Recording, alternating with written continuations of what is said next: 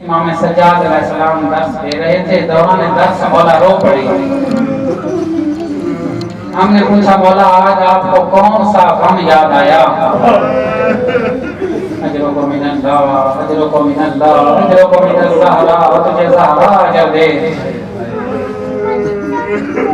مولا آج آپ کو کون سا غم یاد آیا؟ مولا فرماتے ہیں مجھے اس بات کا دکھ ہے کہ لوگوں نے حسین کو مارا ثواب سمجھ کر۔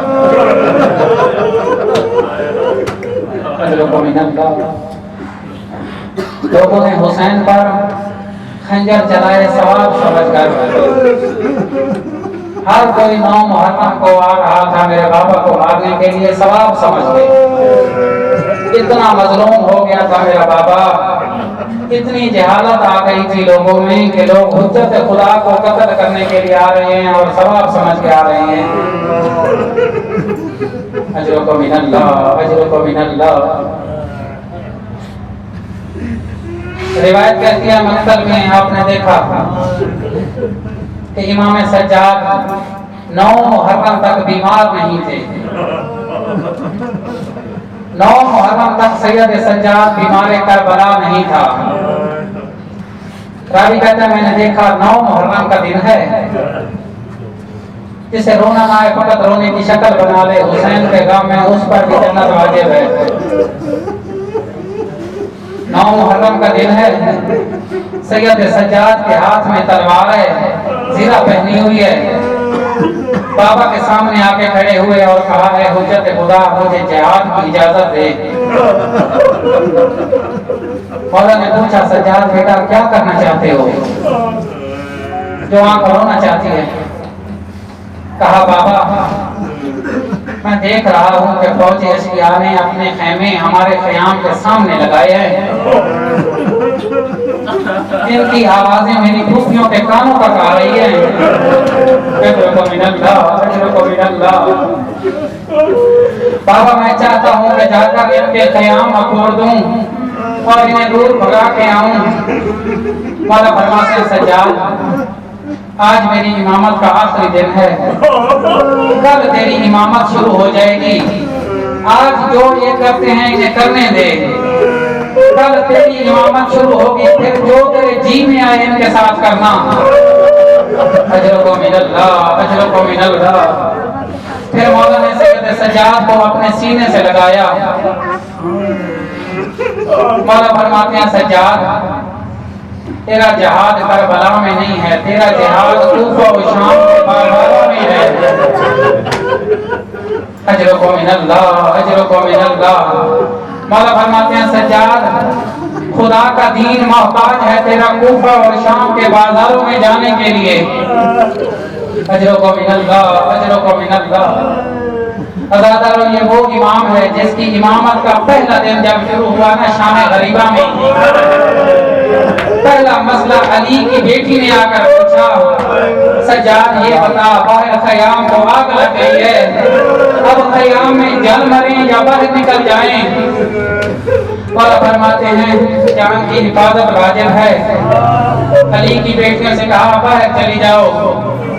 خود امام سجاد علیہ السلام روایت کرتے ہیں جب درندے لوٹنے کے لیے ہمارے خیام میں داخل ہوئے نا تو شریف زادیوں کی کیا حالت تھی، یلوذنا بعضہن ببعض، ایک دوسری کی پشتوں کا سہارا لے رہی تھی۔ اجرکم من اللہ، اجرکم من اللہ۔ کیا اس چیز سے بیٹیاں بچ گئی؟ راوی کہتے ہیں ہر طرف سے صدائیں آنے لگی، لوٹو تبرکاتے، علیو بطول کو قیدی بنا کے لے چلو آل رسول کو۔ سامنے سید سجاد بیٹھے ہیں بستر بیماری پر۔ اس کے بعد عزادارو کیا ہوا؟ پھر آیا 12 محرم کا دن، بنی اسد کے لوگ آئے ہیں حسین کی لاش کو دفن کرنے کے لیے۔ مولا کی پوری شہادت پڑھنا چاہتا ہوں۔ بنی اسد کے لوگ آئے ہیں کہ لاشوں کو دفن کریں، اب لاشوں کی پہچان نہیں کر سکتے کیونکہ لاشوں پر گھوڑے دوڑا دیے گئے۔ روایت کہتی ہے کہ اجازت امامت کے ساتھ سید سجاد آئے ہیں خیام میں۔ اور آ کر کہتے ہیں کہ میں بتاتا ہوں یہ لاشیں کس کی ہیں۔ روایت کہتی ہے سید سجاد نے پہلا جملہ کہا، جس بچے کے منہ سے دودھ کی خوشبو آ رہی ہو وہ میرا علی اصغر ہے۔ جس جوان کی لاش میں، جس جوان کے جگر میں برچھی ٹوٹ چکی ہو وہ میرا جوان بھائی علی اکبر ہے۔ جس لاش کے بازو نہ ہوں وہ میرا چچا عباس ہے۔ جس لاش کے ٹکڑے ہو چکے ہوں وہ میرا قاسم ہے۔ ہر ایک کی شناخت کرواتے کرواتے سید سجاد نے ایک بڑا درد بھرا جملہ کہا جو آنکھ رونا چاہتی ہے اس کے نصیب کے لیے کہنا چاہوں گا۔ سید سجاد فرماتے ہیں جس لاش پر سب سے زیادہ ظلم ہوئے ہوں وہ میرا غریب بابا،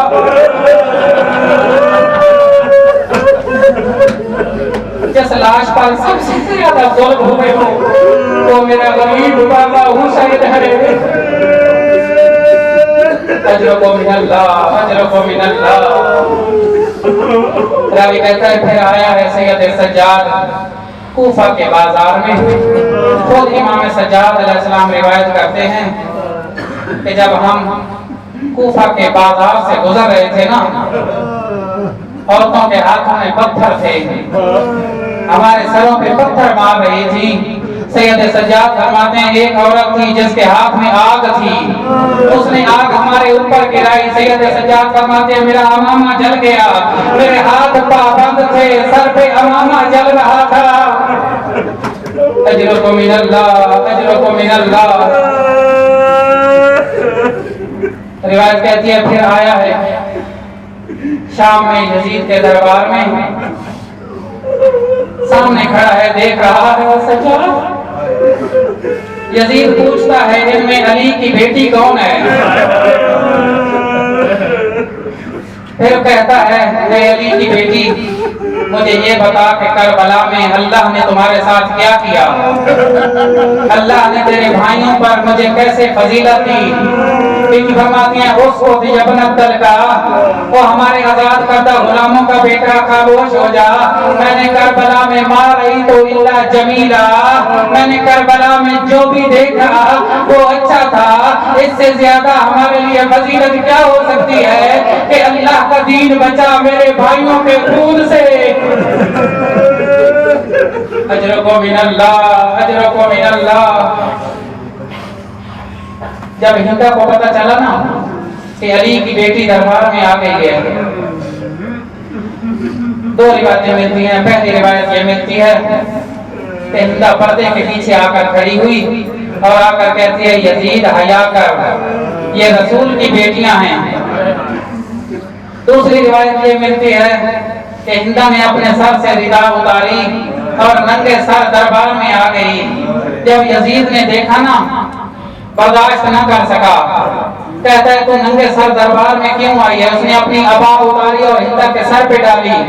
میں کہوں گا سید سجاد تیری اپنی قسمت، بڑے دربار میں یزید جیسا بے غیرت شخص یہ برداشت نہیں کر سکا کہ اس کی زوجہ ننگے سر دربار میں آئے۔ مولا آپ کے جگر پر کیا گزری ہوگی جب آپ کی بھوٹی زینب کو کبھی کوفہ کے اس بازار، کبھی اس بازار۔ اجرکم من اللہ، اجرکم من اللہ۔ روایت کہتی ہے جب آیا ہے نا واپس مدینے میں، پانی کو دیکھتا تو روتا، حیوانوں کو ذبح ہوتے دیکھتا تو روتا۔ راوی کہتا ہے ایک دن سید سجاد بازار میں آ رہے ہیں، سامنے ایک قصاب ہے۔ اجرکم من اللہ، اجرکم من اللہ۔ سامنے ایک قصاب ہے جو اپنا جانور ذبح کر رہا ہے، اور اس کے قریب آئے اور آ کر پوچھتے ہیں اے قصاب مجھے یہ بتا اسے ذبح کرنے سے پہلے تم نے پانی پلایا تھا؟ قصاب کہتا ہے یبنا رسول اللہ ہم مسلمان ہیں، ہم بغیر پانی پلائے جانوروں کو بھی ذبح نہیں کرتے۔ مولا نے رخ کیا کربلا کی طرف اور کہا سلام ہو میرا مظلوم بابا تم پر۔ بابا لوگ کو جانوروں کو ذبح کرنے سے پہلے پانی پلاتے ہیں اور تو جیسا فرزند رسول 3 دن کا پیاسا شہید کر دیا گیا۔ اجرکم من اللہ، اجرکم من اللہ۔ سید سجاد کی ایک مصیبت اور بتانا چاہتا ہوں۔ ابو حمزہ سیمالی روایت کرتا ہے ایک دن میں سید سجاد کے گھر میں گیا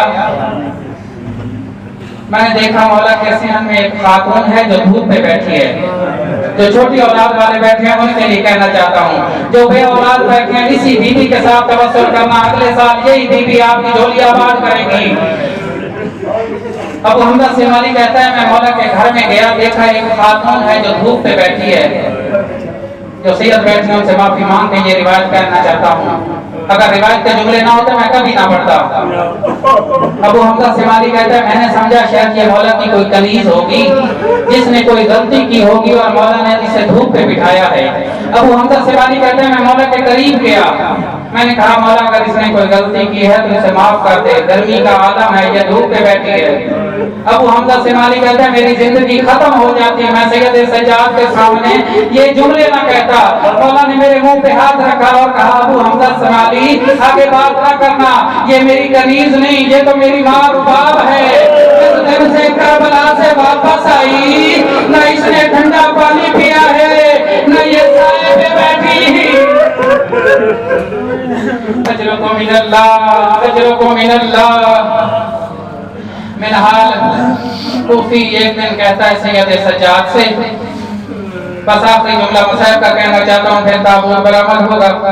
جو آنکھ ابھی تک نہیں روئی اس کے نصیب کے لیے کہنا چاہتا ہوں. ابو حمزہ سیمانی کہتا ہے مولا فرماتے ہیں منہال تو نے انصاف نہیں کیا, منہال شہادت تو ہمارا ورثہ تھا, کیا علی کی بیٹیوں کا ننگے سر درباروں میں پھرایا جانا یہ بھی ہمارا ورثہ تھا. اجرکم من اللہ, اجرکم من اللہ. روایت ملتی ہے بالآخر آ گیا وہ دن کہ جب مولا کو زہر دی گئی. چھوڑ دیا سارا موضوع, آخری جملے پر آنا چاہتا ہوں. دو روایتیں ملتی ہیں, ایک روایت ملتی ہے کہ مولا کو ولید نے زہر دی, دوسری ملتی ہے کہ حاکم مدینہ کے بھائی ہشام نے مولا کو زہر دی. مولا کو زہر مل گئی, مولا کو غسل دیا گیا, مولا کو کفن پہنایا گیا. یہ پہلا معصوم ہے تاریخ میں جس کا جنازہ بڑی شان و شوکت کے ساتھ اٹھا, ورنہ تاریخ گواہ ہے پہلا جنازہ پیغمبر کا تھا جس میں 7 مسلمانوں نے شرکت کی. دوسرا جنازہ جناب زہرا مرضیہ کا تھا جس میں رات کی تاریکیوں میں دفن ہو گیا. تیسرا جنازہ پاک امیر المومنین کا تھا جو رات کی تاریکیوں میں دفن ہوا اور امام صادق کے زمانے تک قبر بھی مخفی رہی. اس کے بعد اس گھر سے جنازہ اٹھا ہے حسن مجتبیٰ کا جو ایک بار گھر سے گیا بھی ہے پھر واپس آیا ہے. جب گھر سے گیا تھا کفن کا رنگ سفید تھا, جب واپس آیا کفن کا رنگ تبدیل. اس کے بعد وہ جنازہ ہے سید الشہداء کا جو 3 دن کربلا کے لک و دک صحرا میں پڑا رہا, کسی نے دفن نہیں کیا.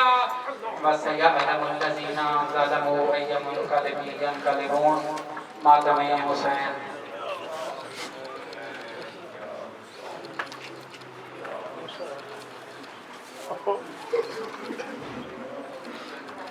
جب بھی ہے شام کا نام آتا سجاد کے آنسو بہتے ہیں. جب بھی ہے شام کا نام آتا سجاد کے آنسو بہتے ہیں. جب بھی ہے شام کا نام آتا سجاد کے آنسو بہتے ہیں. جب بھی ہے شام کا نام آتا سجاد کے آنسو بہتے ہیں. جب بھی ہے شام کا نام آتا شام کا نام آتا سجاد کے آنسو بہتے ہیں. جب بھی ہے شام کا نام آتا سجاد کے آنسو بہتے ہیں. جب بھی ہے شام کا نام آتا سجاد کے آنسو بہتے ہیں. جب بھی ہے شام کا آنکھوں میں بس خون کے قطرے بہتے ہیں. سجاد کے آنسو